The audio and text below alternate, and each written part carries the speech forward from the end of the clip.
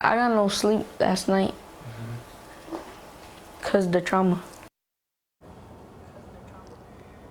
Oh, that breaks my heart. I have a 10-year-old at home. That little boy you heard from, also 10 years old, his name is Samuel. He's one of the children who was shot here yesterday. He sat down to share his story with Grant Stevens and also David Medina, who helped to translate for the family. That's 10-year-old Samuel Arellano. He's smiling for the Chiefs, excited for yesterday's parade, and I wish I could tell you that's how he's going to remember that day, but he says that's not. He was one of the 9 kids shot in yesterday's shooting. I got no sleep last night because the trauma. The wound is still fresh on Samuel Arellano's body and his mind. It could have been inches from my whole future. He used what he learned in school, take cover, but he was hit before he made it behind a trash can. And then we see people fighting, and then they pull out a gun and start shooting 3 times, and I ducked, and then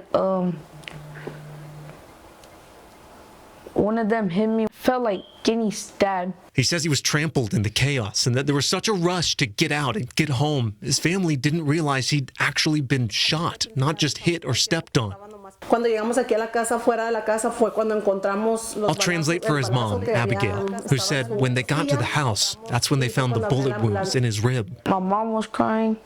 My dad rushed to call 911. My sister came and told me it was going to be okay and started crying. And were you worried at any point about? Yeah, I was worried. In the ambulance, I was worried that could have ruined my whole future. The bullet millimeters away from his lungs.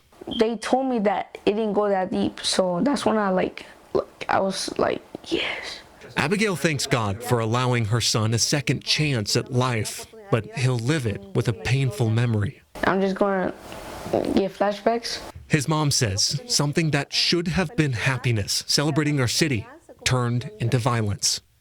Children's Mercy has a list on their website, things to talk to about your kids about what happened yesterday, and if they're experiencing any trauma, what you can say.